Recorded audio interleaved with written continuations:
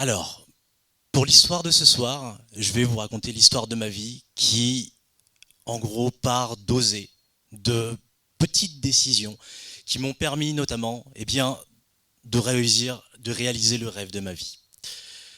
Et pour ce faire, je vous emmène avec moi à l'autre bout du monde, à 10 000 kilomètres au Vietnam, là où je suis né. Nous sommes en mai 94, dans la forêt, dans la jungle du Vietnam, en pleine nuit, alors que ma mère s'apprête à accoucher de moi, dans une vie particulièrement difficile, au milieu de la forêt. Quelques semaines après mon accouchement, ma mère décéda sur le chemin du travail. Évidemment, aucune solution ne put être trouvée et mon père dut prendre une décision à ce moment-ci.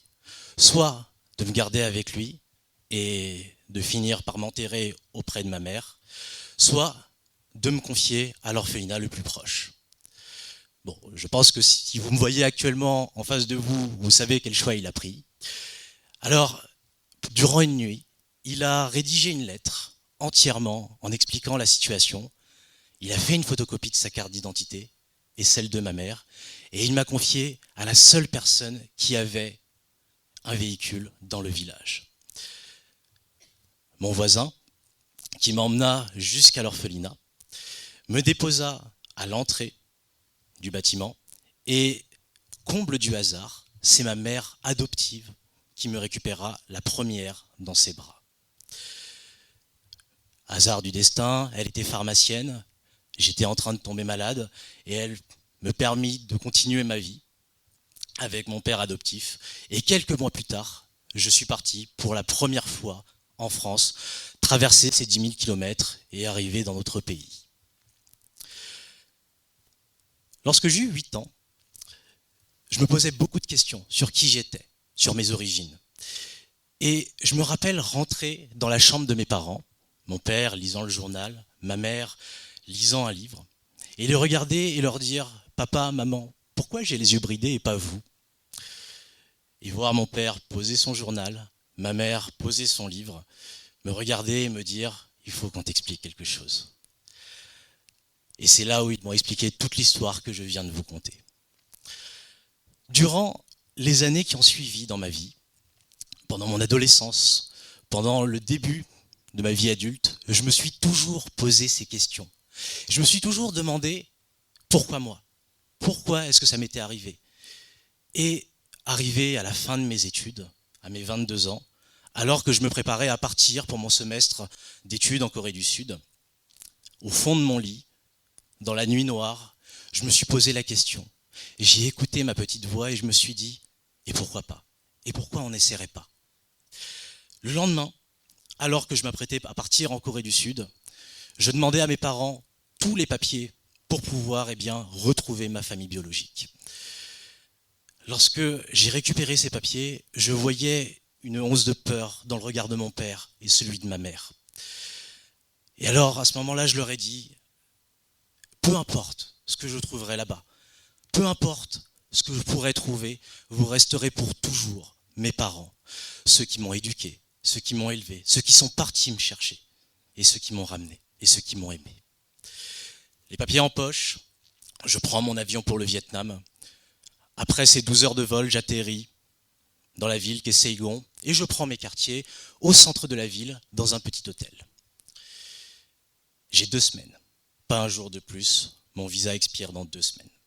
Je commence mes recherches, je pars un petit peu à gauche, un petit peu à droite, tous les papiers étant évidemment écrits en vietnamien, impossible de trouver des informations claires.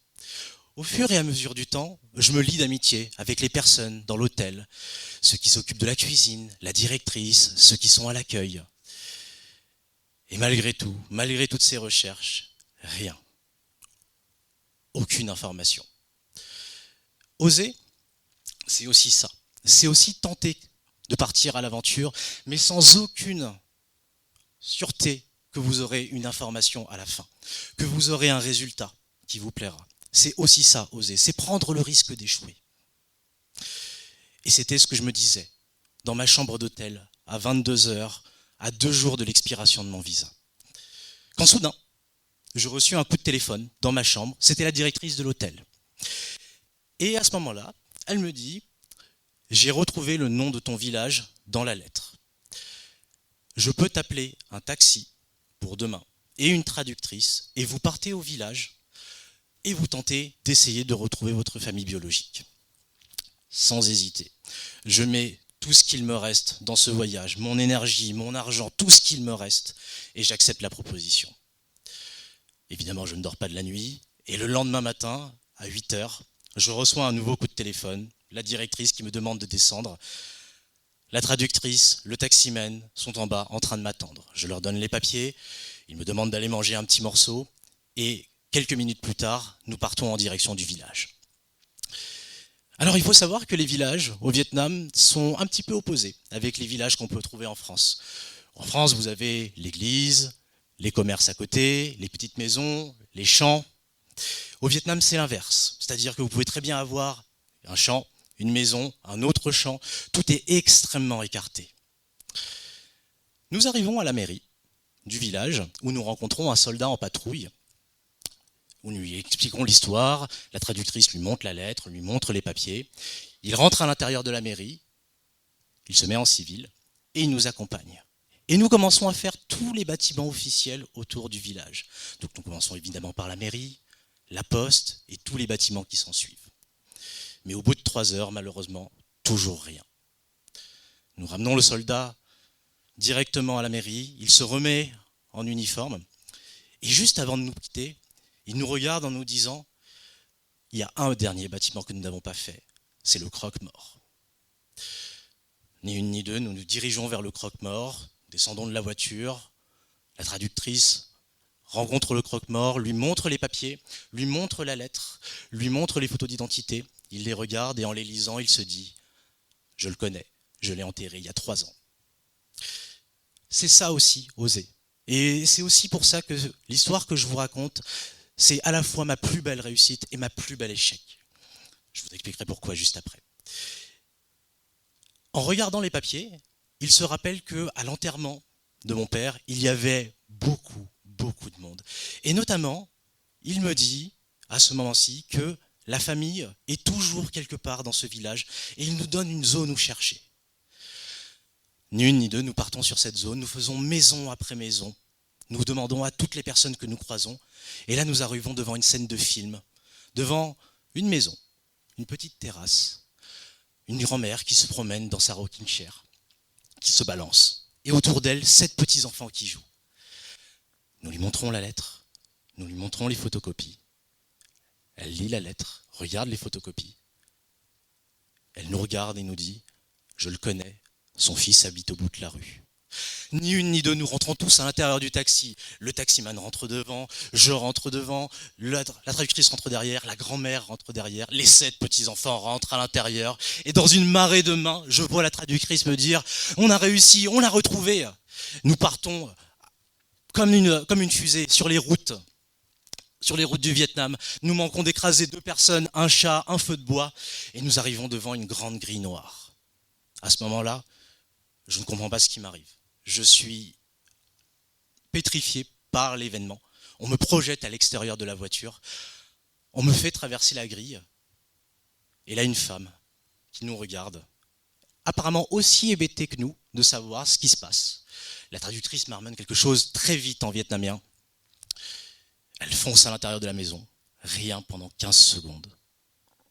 Et un homme en sort. Apparemment, il venait de sortir de sa sieste. Il se frotte les yeux. Il dit bonjour à la traductrice, il dit bonjour au taximan, il me dit bonjour. Et à ce moment-là, nos mains ne se lâchent pas. Et pendant 15 secondes encore, nous nous regardons. Jusqu'à ce que la traductrice me regarde en me disant « C'est ton frère ». Il conserve ma main et m'emmène dans son salon. Un salon très vierge, peu de meubles, peu de choses, une petite télé. Et sur la gauche de la télé, 2 photos, celle d'un homme, celle d'une femme, et dans le cadre de celui de l'homme, une carte d'identité. Il prend la carte d'identité, je prends la photocopie. Nous comparons les noms, ce sont les mêmes. Nous comparons les numéros, ce sont aussi les mêmes. Et c'est à ce moment-ci que j'ai compris que j'avais retrouvé ma famille biologique. Et je me suis effondré en larmes. Alors que j'étais en train de pleurer devant ces deux photos, j'entendais des coups de téléphone passer à l'arrière de moi. J'entendais mon frère parler, j'entendais les personnes filmer. Et au bout de quelques minutes, des taxis, des scooters arrivaient auprès de la maison. Et nous avons pu, à ce moment-ci, expliquer toute l'histoire. Il s'avérait que mon père, mon père, avait eu 14 enfants de 4 femmes différentes, et j'étais le dernier enfant de la 3e femme. Lorsque j'ai retrouvé ma famille biologique, nous avons pris une photo qui nous a tous rassemblés entre frères au bout de 22 ans de disparition. Mes frères et mon père, de son vivant, à chaque mariage de chacun de ses enfants, s'était toujours posé la question de ce que j'étais devenu. Le contact était fait. Comme je vous l'ai dit, il fallait que je quitte le pays, puisque mon visa arrivait à expiration, et je devais partir faire mon semestre d'études en Corée du Sud. Mon semestre terminé, je suis retourné au Vietnam. Je suis retourné dans ma famille biologique. Et l'une des premières choses qu'ils m'ont emmené faire, c'est voir la tombe de mes parents biologiques. Et lorsque je suis arrivé devant leur tombe, ça n'était pas des larmes de tristesse, c'était des larmes de retrouvailles. Parce que pour la première fois de toute mon existence, j'ai pu dire bonjour papa, bonjour maman. Nous avons pleuré ensemble, nous avons allumé de l'encens, nous avons mangé sur leur tombe comme le veut la tradition. Il y a quelques années de cela, je suis retourné au Vietnam avec de l'argent en poche, mon diplôme et un métier. Et ma famille au Vietnam était extrêmement pauvre. Et je voulais absolument améliorer leur confort. Alors, j'ai pris de l'argent avec moi et je suis parti les revoir. Et je leur ai posé la question, qu'est-ce que vous avez besoin? De quoi avez-vous besoin pour améliorer votre confort? Ils m'ont regardé, ils ont réfléchi, et tous ensemble, ils m'ont dit, ce que tu peux faire pour nous, tu peux terminer la tombe de notre mère. Ma famille était extrêmement pauvre, et la tombe n'a jamais pu être finie. Et on aime célébrer nos morts au Vietnam. Alors, j'ai pris tout ce que j'avais. Nous avons bu ensemble, et en ce jour de dimanche de Pâques 2023, alors que certains récoltent les œufs dans leur jardin, nous sommes partis, camions, scooters, en pleine nuit à 3 heures du matin, aller chercher les matériaux pour offrir ce que notre mère avait toujours souhaité nous offrir, un toit au-dessus de notre tête. Pourquoi je vous raconte tout ça? Pour la simple et bonne raison qu'il y a eu un moment dans ma vie où je me suis dit, pourquoi pas? Et si j'essayais? J'aurais pu rester pendant les 30 prochaines années de ma vie à me poser la question et à me dire, tant pis, peut-être que je pourrais essayer, peut-être que j'en ai envie, peut-être pas. Mais j'aurais toujours vécu avec l'idée que j'aurais eu ce regret de ne pas réaliser le rêve de ma vie. Il y a une phrase qui me dirige depuis des années maintenant. C'est l'une des phrases qui est souvent dite par les personnes qui sont en fin de vie, en EHPAD, et qui généralement se posent comme question ce qu'ils ont fait pendant leur vie. Et notamment, l'une des phrases qui revient le plus souvent, c'est « J'aurais aimé vivre ma vie comme je l'entendais et non pas comme les autres l'entendaient. » Et cette phrase me hante chaque jour. Et chaque jour, je me réveille en me disant que ce jour est le mien. Merci à tous.